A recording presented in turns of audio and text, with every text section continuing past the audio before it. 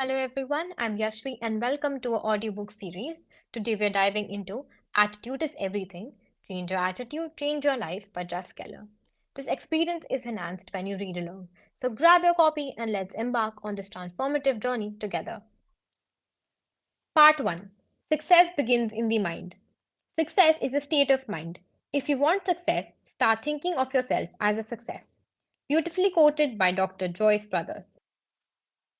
Lesson 1. Your attitude is your window to the world. Better keep yourself clean and bright.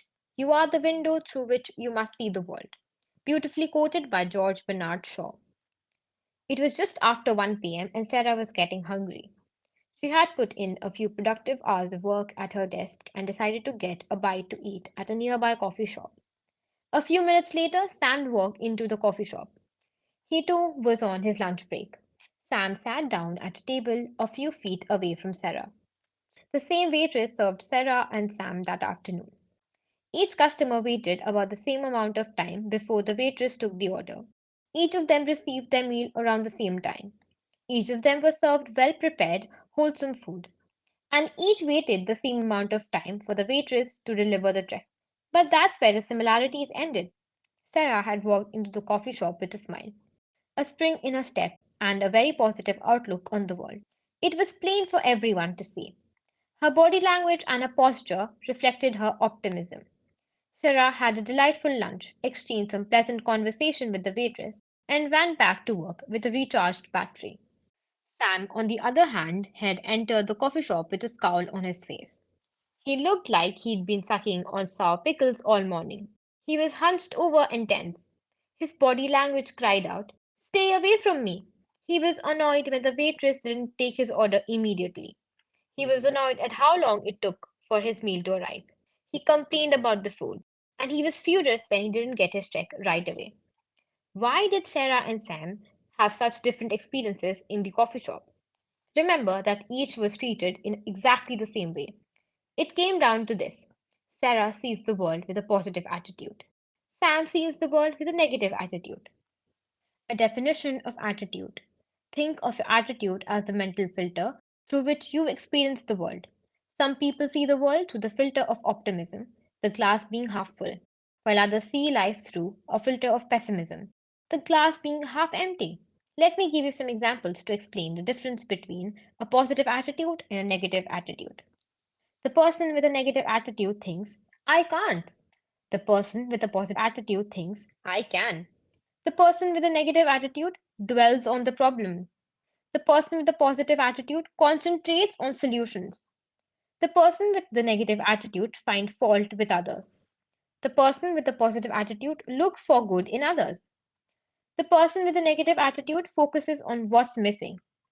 The person with a positive attitude counts his or her blessings. The person with a negative attitude sees limitations. The person with a positive attitude sees possibilities. I could go on and on with examples, but I'm sure you get the idea.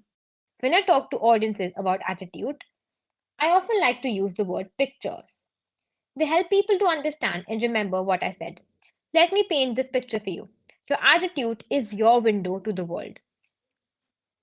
Everyone starts with a clean mental window. Let's take a few moments to discuss why I said your attitude is your window to the world. We all start out in life with a good attitude, or should I say, a clean mental window. Just watch young children. They're always laughing and giggling. They have a sunny disposition. They love to explore new things. Consider the attitude of a child who's learning to walk. When he stumbles and falls down, what does he do? I'll tell you what he doesn't do.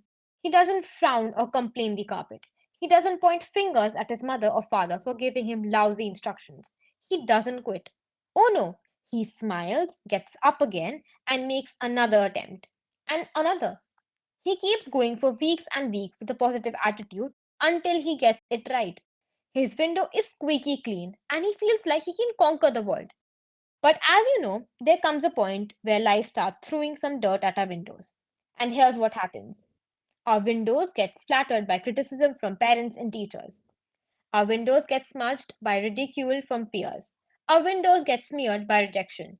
Our windows get soiled by disappointments. Our windows get clouded by doubt. The problem is the dirt keeps building up, and all too many people do nothing about it. They continue to go through life with a filthy window. They lose their enthusiasm. They get frustrated and depressed. And most tragically, they give up on their dreams, all because they failed to clean the attitude window. That's the road I was traveling down. I had a dirty window when I was an attorney, and the longer I stayed in that field, the filthier my window got. I saw no possibilities. How could I? My window was splattered with the mud of negativity. Wash your window.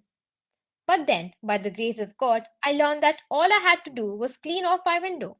I had to improve my attitude so I could see the world clearly again. After I removed the grime from my window, a whole new world opened up for me. The frustration and depression lifted. I had more confidence. For the first time in many years, I could see the magnificent possibilities that life had to offer. And I was able to make a career transition and do work that I absolutely love. When you really think about it, I'm in the business of helping people to clean off their windows to get a better attitude. Do you see what I mean when I say your attitude is your window to the world? Can you appreciate how your attitude affects the way you see everything in your life? More importantly, you are beginning to see those areas where your window needs to be washed. Control your attitude. It's your job to keep your window clean. Sure, I can give you a little encouragement, and other people can encourage you too. But in the end, nobody else can do it for you. You see, you always have a choice. You can leave the filth on your window and look at life through a smeared glass. But there are consequences to that approach, and they are not very pretty. You'll go through life negative and frustrated. You will be unhappy. You'll achieve only a fraction of what you're capable of achieving. That's a better way. When you choose to take out your squeegee and clean your window, life will be brighter and sunnier. You will be healthier and happier. You'll get some ambitious goals and begin to achieve them. Your dreams will come alive again. Still doubting whether you really have the power to change your attitude? Perhaps you're thinking, Jeff, that's easy for you to say. Your attitude wouldn't be so good if you had my problems. Granted, some really devastating things may have happened to you. You may have endured much suffering. Perhaps you're going through some tough times right now. But even under the worst circumstances, I still contend that you have the power to choose your attitude. I'm not saying it's easy, but the fact remains the choice is yours. Let me tell you about a man who is well qualified to speak on the subject of attitude. His name is Dr. Viktor Frankl, and he went through hell on earth and managed not only to survive but to inspire millions of people.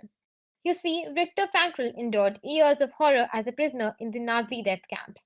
To make matters worse, his father, mother, brother, and his wife died in camps or were killed in gas chambers. Every day, Frankl and other prisoners suffered from hunger, cold, and brutality. Can a person control his or her attitude in a situation like that? Here's what Dr. Frankl had to say about the importance of attitude in his best selling book, Man's Search for Meaning. Everything can be taken from a man but one thing, the last of the human freedoms, to choose one's attitude in any given set of circumstances, to choose one's own way. Even though conditions such as lack of sleep, insufficient food, and various mental stresses may suggest that the inmates were bound to react in certain ways, in the final analysis it becomes clear that the sort of person the prisoner became was the result of an inner decision, and not the result of camp influences alone. Now, if Dr. Frankel and the other prisoners had the ability to choose their attitudes in the face of such unspeakable suffering, who are we to claim that we cannot take control of our attitudes? As Hugh Downs has said, a happy person is not a person in a certain set of circumstances, but rather a person with a certain set of attitudes. That's a powerful statement, and it's the truth. When it's all said and done, you and you alone control your attitude. Attitude and success. Okay, let's say you clean off your window and develop a positive attitude. You're smiling. You sit home and think positive thoughts. Will that alone lead you to outrageous success and the realization of your fondest dreams? No, it won't, because there's more to success than just having a great attitude. To maximize your potential and achieve your goals, you need to apply certain time honored principles of success that have helped millions of people to achieve extraordinary results. And they'll do the same for you. In the next 11 lessons of this book, I'll be taking you through these success principles step by step. You'll learn about confronting your fears, overcoming adversity, harnessing the power of commitment, and much, much more. You'll get the information and inspiration you need to start living the life you've always dreamed about. Still, you may be wondering, what do these success principles have to do with attitude? In a word, everything. That's why I say attitude is everything. Without a positive attitude, you can't activate the other principles. Your success in life begins and ends with your attitude. It's only when you clean your attitude window that the other success principles can shine through. If your window is smugged, only a fraction of light of these principles can get through. Your success is limited or even blocked. But when you learn to keep your attitude window clear, the light comes pouring in, and you can use these empowering principles to earn more money and have more satisfying relationships, increase your spiritual awareness, and reach your full potential. When you combine a positive attitude with the other success principles, you become unstoppable. Thank you for joining me for the introduction of this book. We've just explored the introduction together. Stay tuned for more insights and transformative ideas in our upcoming lessons. Don't forget to subscribe for more inspiring content. See you in the next chapter.